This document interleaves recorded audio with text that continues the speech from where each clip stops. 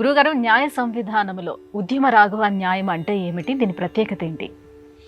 ఉద్యమము అంటే ప్రయత్నము, తీవ్రమైన ప్రయత్నాన్ని ఉద్యమము అంటారు. రాఘవుడు అంటే రామచంద్ర ప్రభువు.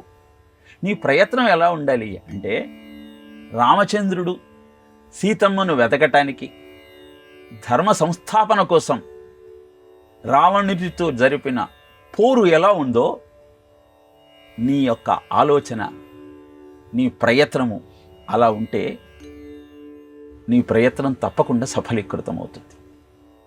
యాంతి న్యాయ ప్రవృత్తిచ్చ తిరియంపోతి సహాయతాం అపంథానాంతు గచ్చంతం సోదరోపి విముంచతే అన్నది శాస్త్రం. అంటే న్యాయపథంలో నువ్వు ప్రయాణం చేసేటప్పుడు జంతువులు కూడా నీకు సహకరిస్తాయి. రామచంద్రమూర్తి సీతమ్మ వియోగాన్ని భరించలేక భోరు భోరున విలపిస్తుంటే చెట్లన్నీ దక్షిణ దిక్కుకు వంగి ఊగటం ప్రయత్నించాయిట. తపన ఒక్కటే చెట్లది.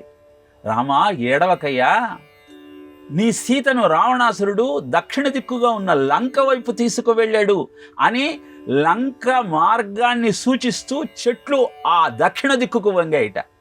జంతువులన్నీ లంక వైపుకు పరిగెత్తటం ప్రారంభించాయిట రాముడు కనపడుతున్నప్పుడల్లా. వాటి ఆలోచన ఒక్కటే, రావణాసురుడు ఇటువైపే తీసుకువెళ్ళాడు నీ సీతను అని చెప్పటం.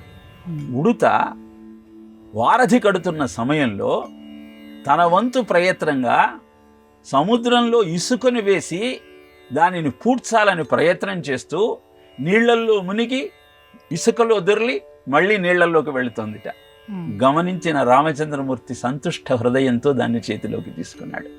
ఇలా స్థావర జంగమాలన్నీ నీ ప్రయత్నానికి సహకరిస్తూ నీ విజయ పథానికి బాటలను నిర్మిస్తాయి. అలా కాకుండా నువ్వు అన్యాయంగా ఆర్జించాలని ప్రయత్నం చేసినా, నీ ప్రయత్నాన్ని అధర్మ మార్గంలో ముందుకు తీసుకువెళ్లాలన్న ఆలోచన చేసినా సోదరోపి విముంచతి. రావణాసురుడు సీతమ్మతో పాటు 28 మంది పతివ్రత శిరోమణులను చెరబట్టే ప్రయత్నం చేశాడు. అందుకే విభీషణుడు వదిలేశాడు, కుంభకర్ణుడు నిరసించాడు. కాబట్టి నీ ప్రయత్నం అధర్మ మార్గంలో నడుస్తూ ఉన్నప్పుడు నీ అన్నదమ్ములు కూడా నీ వెంట రారయ్యా. ఉద్యమ సాహసం ధైర్యం బుద్ధిశక్తి పరాక్రమ షడైతే ఎత్ర వర్తంతే తత్ర దేవా సహాయక అని నీతి శాస్త్రం తెలియజేస్తుంది. నీ ప్రయత్నము ధర్మబద్ధమై బుద్ధిమంతంతో ఉద్యమంతో ముందుకు సాగితే దేవతలు కూడా నీకు సహాయం చేస్తారు.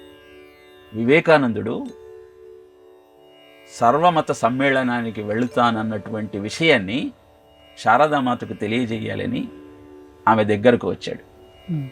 వివేకానందుడి ప్రయత్నాన్ని గమనించినటువంటి శారదామాత, కూరలు తరగాలి, అక్కడ ఉన్న కత్తి నాకు ఇస్తావా అని అడిగింది. ఆయన ఆ చాకును శారదామాతకు అందించిన విధానాన్ని చూసి, తప్పకుండా నీకు విజయం సిద్ధిస్తుంది అని ఆశీర్వదించింది.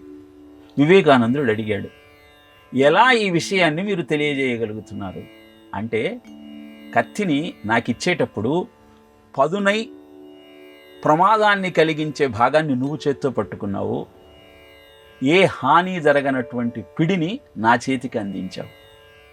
అలా ప్రజల యొక్క సౌభాగ్యం కోసం, సంపదల కోసం ప్రమాదాన్ని నువ్వు స్వీకరించి ప్రమోదాన్ని వాళ్లకు అందజేయగలిగితే ఆ ప్రయత్నం తప్పకుండా సఫలమవుతుంది అని చెప్పడానికే ఉద్యమ రాఘవ న్యాయాన్ని ప్రస్తావన చేస్తారు. అంటే నువ్వు అనేకమైన లక్ష్యాలతో కార్యక్రమాన్ని ప్రారంభిస్తావు. వాటిలో నీకు విజయం దొరుకుతుందా లేదా అన్నది ఏ సూత్రం మీద ఆధారపడి నిర్ణయించవచ్చు అంటే, నీ ప్రయత్నం ధర్మబద్ధమైనప్పుడు తప్పక విజయం నీ సొంతమవుతుంది. రాముడు రావణుడు ఇద్దరూ శివభక్తులే, కానీ జరిగిన యుద్ధంలో రాముడు గెలిచాడు, రావణుడు హతం కాబడ్డాడు. కారణం, రాముడిది ధర్మ మార్గం, రావణుడిది అధర్మ మార్గం. ఇది చెప్పటం కోసమే ఉద్యమ రాఘవ న్యాయాన్ని న్యాయశాస్త్రంలో ప్రస్తావిస్తారు.